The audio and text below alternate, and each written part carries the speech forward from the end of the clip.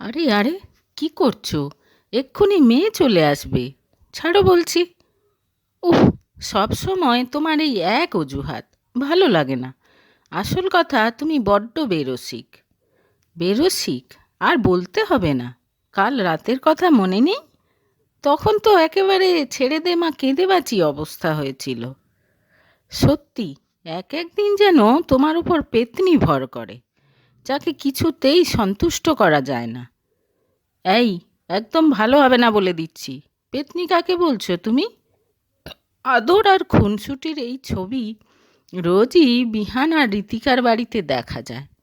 5 বছরের বিবাহিত জীবন তাদের। কিন্তু বিহান আর ঋতিকাকে দেখলে মনে হয় জীবনটা যেন তাদের কাছে এক প্রলম্বিত মধুচন্দ্রিমা। 3 বছরের মেয়ে তিতলিকে নিয়ে সুখের সংসার তাদের। মনে আছে তো? আজ কিন্তু তাড়াতাড়ি ফিরতে হবে। দোকানে যাব। হলুদ শাড়িটা এখনো কেনা হয়নি। অফিসে যাওয়ার সময় বিহানকে আরেকবার মনে করিয়ে দেয় ঋতিকা। আরে বাবা, মনে আছে। বউকে শপিংয়ে নিয়ে যেতে হবে, এ কথা কি আর ভোলা যায়? আর ঠিক 2 দিন পর ঋতিকারা তাদের গ্রামের বাড়ি রায়দিঘিতে যাচ্ছে। সেখানে ঋতিকার অতি প্রিয় তার কমলাবালা গার্লস স্কুলের 50 বছর পূর্তি উৎসবে যোগ দিতে যাচ্ছে সে। মা বাবাও সঙ্গে যাচ্ছে তাদের ভিটে বাড়ির টানে। ঋতিকার জেঠতুতো দাদা হরিশ ঘরদোর সব পরিষ্কার পরিচ্ছন্ন করে সব ব্যবস্থা করে রাখবে।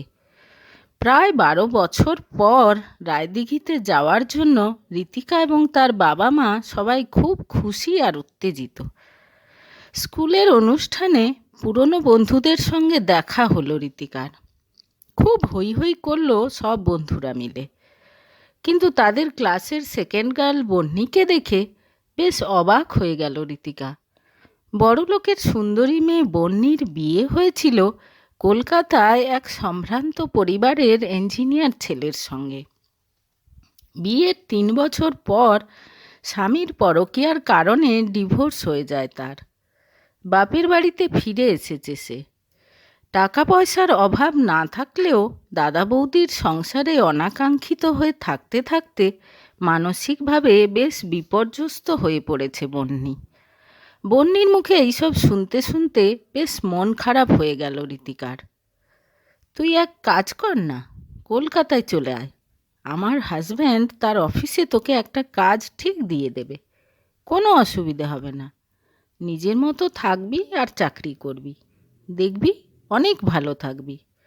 রাত্রিবেলা ঋতিকার মুখে কথাটা শুনে বিহান বলল, তুমি একেবারে চাকরির প্রতিশ্রুতি দিয়ে দিলে? আর কি করব বলো? শুনে এত খারাপ লাগছিল। আমি জানি তুমি চাইলে যে কোনো একটা কাজ ওকে দিতে পারবে। প্লিজ, আমার কথার মান রেখো তুমি। স্বামীকে জড়িয়ে ধরে বলল ঋতিকা। কয়েকদিন পর জিনিসপত্র নিয়ে কলকাতায় ঋতিকার বাড়িতে এলো বন্নি। ঠিক হয়েছে, চাকরি পেলে তখন পেইং গেস্ট হিসেবে বাইরে কোথাও থাকা শুরু করবে সে। বন্ধুর বিপদে তাকে সাহায্য করতে গিয়ে সরল সাদাসিধে ঋতিকা বুঝতেই পারল না তার জীবনে কত বড় ঝড় আসতে চলেছে। সেদিন সকালবেলা ব্রেকফাস্ট বানাতে ব্যস্ত ঋতিকাকে অভ্যাস মতো পেছন থেকে এসে জড়িয়ে ধরেছে বিহান। কাজে ব্যস্ত ঋতিকাকে এভাবে বিরক্ত করতে তার বেশ ভালো লাগে। ছদ্ম রাগ দেখালেও ঋতিকাও দারুণ এনজয় করে ব্যাপারটা। পেছন থেকে তাকে জড়িয়ে ধরে বিহান যখন তার ঘাড়ে গলায় কানের লতিতে উষ্ণ চুম্বন এঁকে দিচ্ছে, সে সময় বন্নি হঠাৎ কিচেনে ঢুকে এলো। চমকে উঠে সরে দাঁড়ালো বিহান। মুচকি হেসে জল নিয়ে কিচেন থেকে বেরিয়ে গেল বন্নি। ঋতিকাও একটু অপ্রস্তুতে পড়ে গেল। নিজের ঘরে এসে বন্নির বারবার বিহান আর ঋতিকার আদর আর খুনসুটির মুহূর্তগুলো মনে পড়তে লাগলো। কত সুখে আছে ওরা, মনে মনে ভাবল আর দীর্ঘ নিঃশ্বাস ফেলল সে। 2 দিন পর অফিসে বন্নির জন্য একটা ইন্টারভিউয়ের ব্যবস্থা করলো বিহান। কপাল জোরে চাকরিটা বন্নি পেয়েও গেল। ভালোই হয়েছে, এবার তো তোমরা একসাথে অফিস যেতে পারবে, খুশি হয়ে বলল ঋতিকা। একটু অস্বস্তি হলেও বন্নির সঙ্গে অফিস যাওয়া শুরু করলো বিহান। নতুন চাকরি পেয়ে বন্নি খুব খুশি।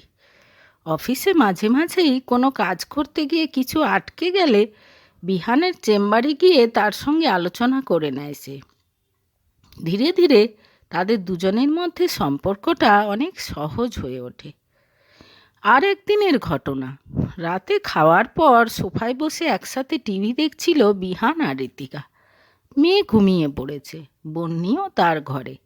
অভ্যাস মতো স্ত্রীকে জড়িয়ে ধরে বসে আছে বিহান। আদুরে নতুন বউয়ের মতো স্বামীর বাহুলগ্না হয়ে বসে আছে ঋতিকা। বিহানের দুষ্টু হাত খেলা করছে তার সারা শরীরে। মাঝে মাঝে খিলখিল করে হেসে উঠছে সে। হঠাৎ বন্নি সেখানে উপস্থিত হলো। স্বামী স্ত্রী দুজনের মধ্যে এতটাই মগ্ন হয়েছিল যে বন্নি কখন এসে তাদের পর্যবেক্ষণ করছে তা তারা কিছুই টের পেল না। কিছুক্ষণ পর নিজের ঘরে ফিরে এলো বন্নি। তার যেন সারা শরীর জ্বালা করছে। বিছানায় শুয়েও কিছুতেই আজ ঘুম আসছে না তার। বারবার নিজেকে ঋতিকার জায়গায় ভাবতে শুরু করে দিচ্ছে তার মন। কল্পনায় বিহানের সুঠাম দেহের সঙ্গে ঘনিষ্ঠতায় মেতে উঠছে তার শরীর। বিহান যে হঠাৎ করে যখন তখন জড়িয়ে ধরে সারপ্রাইজ দেয় ঋতিকাকে, এটা সে অনেকবার দেখেছে। 3 বছরের বিবাহিত জীবনে তার স্বামী কখনো বিহানের মতো পাগলামি করেনি। বন্নি বুঝতে পারছে এই রকম চিন্তা মনে আনাও পাপ, কিন্তু নিজেকে সে কিছুতেই সংযত করতে পারছে না। এরকম একটা সুখের সংসার সে কেন পেল না? কী পাপ করেছে সে? নিজের ভাগ্যকে মনে মনে দোষ দিতে থাকলো সে। পরের দিন অফিসে যাওয়ার সময় গাড়িতে বিহানের পাশে বসে আছে বন্নি।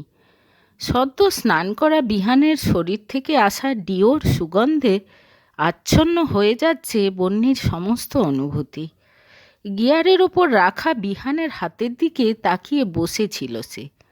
খুব ইচ্ছে করছে ওই হাতটা একবার ধরতে। পরক্ষণেই সচেতন হয়ে উঠল তার বিবেক।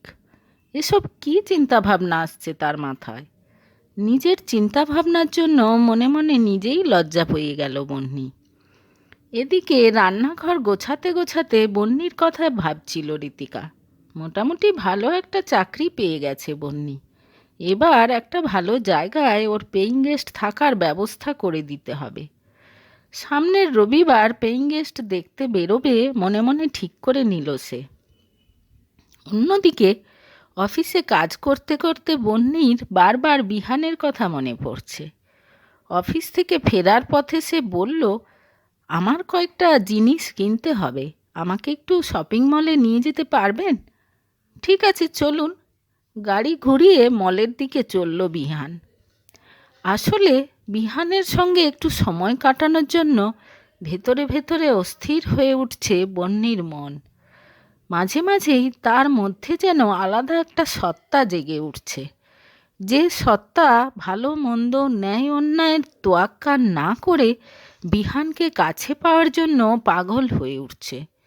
বিহানের শরীরের স্পর্শ পেতে উন্মুখ হয়ে উঠছে।